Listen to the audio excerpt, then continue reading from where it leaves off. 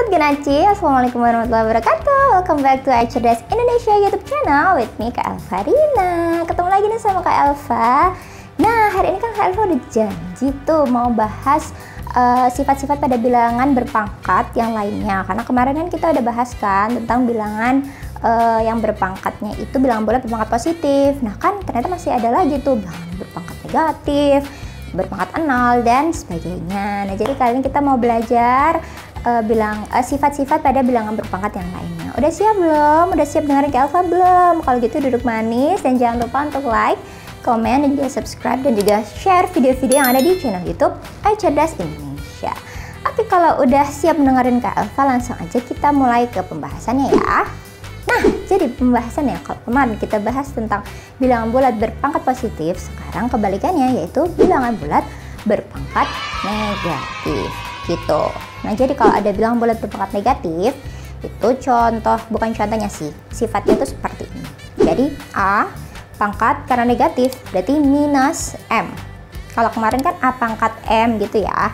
Kalau sekarang itu A pangkat minus M. Nah, cara mengerjakannya yaitu adalah sama dengan 1, kita rubahnya jadi seperti ini ya, 1 per A pangkat M. Jadi minusnya tuh hilang.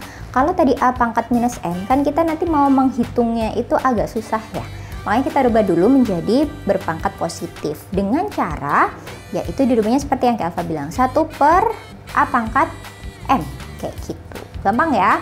Cuma dirubah aja posisinya jadi penyebut seperti itu. Dan dia punya pembilang 1. Kayak gitu.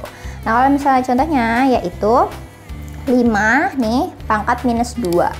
Nah, kan minus 2. Supaya tidak minus, itu caranya dirubah sama dengan 1 per 5 pangkat 2. Yang tadinya 5 minus 2 sekarang jadi 1 per 5 pangkat 2. Maka sama dengan 1 per 25. Nah, kalau udah kayak gini kan baru bisa dihitung ya dengan yang lain. Kayak gitu. Itu adalah sifat yang pertama ya. Nah, untuk selanjutnya, jadi ini sama ya, masih berpangkat negatif ya, tapi bentuknya itu adalah pecahan. Jadi kalau misalnya seperti ini, A per B dalam kurung, pangkatnya adalah minus M, dalam kurung minus M, maka cara mengerjakannya adalah dibalik ya sahabat Gen Aji. Jadi kalau misalnya tadi itu A per B, maka dibaliknya menjadi B per A. Oke, setelah dibalik B per A, terus pangkatnya tetap dalam kurung itu pangkat M, tapi berubah menjadi positif. Setelah menjadi positif, baru kita bisa satu untuk semua nih. Jadi B pangkat M per A pangkat M, kayak gitu. Nah, kalau udah ketemu seperti ini dan berubah menjadi positif, baru deh bisa kita hitung lagi, kayak gitu ya. Nah, contohnya nih dalam angka. Nah, contohnya nih dalam angka yaitu 5 per 2 pangkat minus 3. Nah, karena di sini masih bilangan negatif, maka kita rubah menjadi bilangan positif.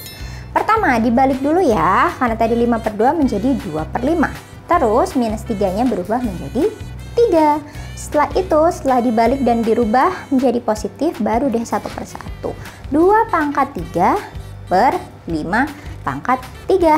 Maka hasilnya berapa? Hayo, hasilnya adalah 8 per 125 gitu. Jadi itu sifat yang selanjutnya. Masih ada lagi nggak Kak? Masih ada. Apalagi tuh Kak sifatnya? Masih ada nih sahabatin Anci, tapi sifatnya bukan lagi tentang bilangan berpangkat negatif, melainkan bilangan berpangkat pecahan. Nah, gimana tuh Kak? Jadi dia tuh punya pangkat ya, tapi pangkatnya itu yang bentuk pecahan. Nah, kalau kayak gitu gimana dong cara kita ngerjainnya? Tenang, cara ngerjainnya ternyata gampang banget. Jadi misalnya nih, kalau kita simbolkan A pangkat M per N, maka cara mengerjakannya adalah A pangkat M-nya dulu, terus diakar sama N gitu.